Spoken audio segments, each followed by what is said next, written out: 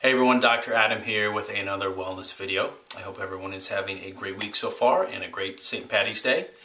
I want to remind everybody that coming up in the next few weeks, we're going to be having our Move Well seminar on March the 26th.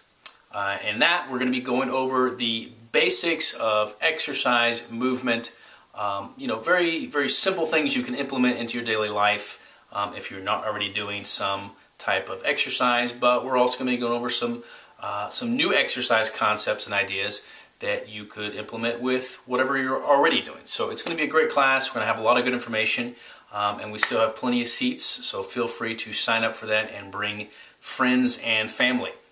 Also, looking ahead at next month, we're going to be having a trivia contest all throughout April, and we're going to have more detail about that coming up in the next few days. But it's going to be a fun time doing some trivia questions and giving away some prizes. So look ahead at that. And then, of course, at the end of the month, on April 30th, we're going to be having our Think Well seminar. And that will, of course, be on, things like positive mental attitude, goal setting, ways to overcome obstacles, in your life, and, keep a positive track, keep a positive attitude about things. So that will be a good class to look forward to. So this week I wanted to talk a lot about some sleeping tips. We see a lot of people and a lot of patients, and that's one of their bigger concerns is they're not sleeping as well as they should. So I wanted to go over some natural sleeping tips to help a few people out there. One is, and something you should strive for, if not every day, every other day, is, of course, moving and exercise. Having the habit of getting up and getting out of your normal routine, having some type of exercise program, whether it be walking, jogging, lifting weights, something to throw your body off a little bit out of its normal routine as far as work and other things that you do.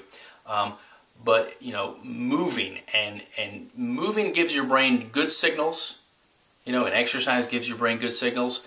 But it also, you're working muscles and your body has to recover from all that, okay? And at night when you're sleeping, that's one of the better times. But the more you get out there and move and exercise, the more your body's going to need recovery, which is going to help you fall asleep better at night, okay? The next one is, as far as eating goes, I tell people not to snack, too late in the day or late at night.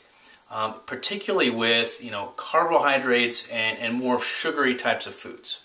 Now, on the one hand, carbohydrates and sugary types of foods can certainly help increase insulin after you eat them. And as insulin goes up, your body can get a little drowsy. And I'm sure some of you have had that feeling. After you've had maybe a big lunch with lots of carbohydrates, later on in the afternoon, you're starting to crash because your blood sugars get shot way up and then they start to crash. Now, technically you can have the same thing happen late at night. However, after your body goes through the whole insulin response, it's got to secrete a lot of cortisol to help balance it back out again. And unfortunately, late at night, if your body's making too much cortisol to help balance out the sugar imbalances and the insulin, then too much cortisol tends to wake people up in the middle of the night. So that's one thing that you want to try to avoid is, high carbohydrates, high sugary foods, too late in the day or too late at night. A better, protein snack would be better if you're going to have something, maybe before you go to bed. Protein isn't as likely to spike the insulin and spike up the cortisol. It tends to help keep the blood sugars a little more balanced. So if you're going to snack at night, try to snack on protein. And even things like turkey or chicken is going to have a certain amount of an amino acid called tryptophan in it, and tryptophan actually tends to help you fall asleep and sleep better. Okay. Another thing is to decrease the amount of time you spend in front of the TV, in front of computers, in front of your smartphones late at night. There's starting to be more and more evidence as far as research goes with the screens on our phones and computers and laptops, which they refer to as blue screens. But what they're finding with some research is the blue screen and the light that it emits can actually decrease the amount of melatonin in our bodies. And of course, melatonin is another type of amino acid or neurotransmitter that helps us sleep better.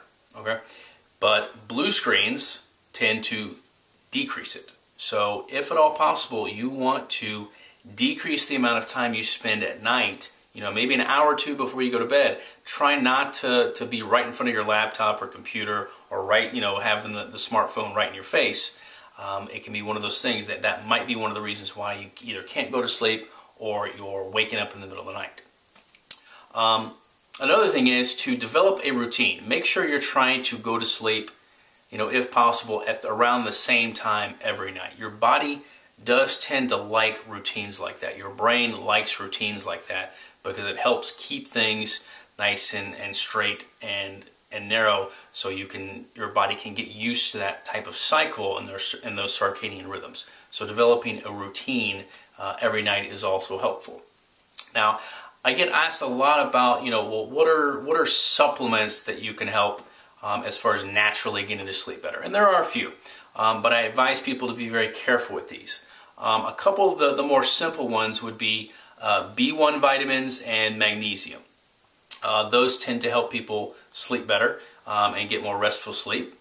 And they're relatively safe to take. A lot of people want to reach for melatonin supplements, but I advise that you want to be careful with melatonin because melatonin is essentially inversely proportional to your body's cortisol, which of course is a stress hormone.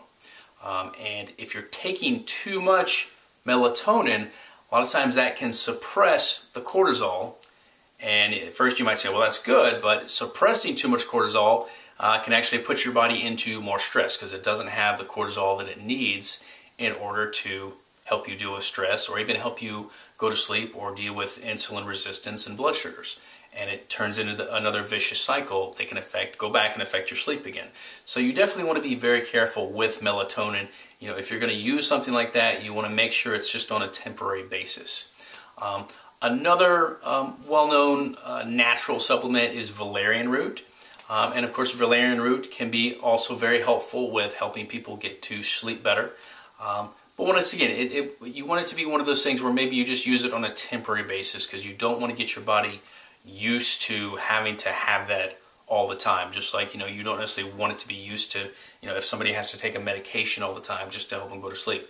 You really want to try to figure out, what are the underlying reasons why you're not getting to sleep to begin with. And here in the office, I tend to use some different types of tests, simple saliva testing and even some neurotransmitter testing that we're looking into that looks at your body's cortisol levels and cortisol rhythms, as well as melatonin levels. That way you can determine a little more specifically, what are the rhythms that your body are going through right now, and then, why are some of these things happening to begin with as far as, neurologically, why is your brain shutting too much on in the middle of the night to where you can't go to sleep or you go to sleep and then you keep waking up. So it's one of those things where you really want, if some of these tips today don't necessarily work on the long-term basis, then that's when you want to kind of step back in and say, okay, well, what are the real underlying reasons why my body is wanting to wake up in the middle of the night? And those are the types of things you want to look for with the right test. So if you have any questions about that, just look me up at the office. I hope everybody has a great week. I hope you learned something new today. And of course, like I said, give me a shout if you have questions. We'll talk to you soon. Thanks. Bye.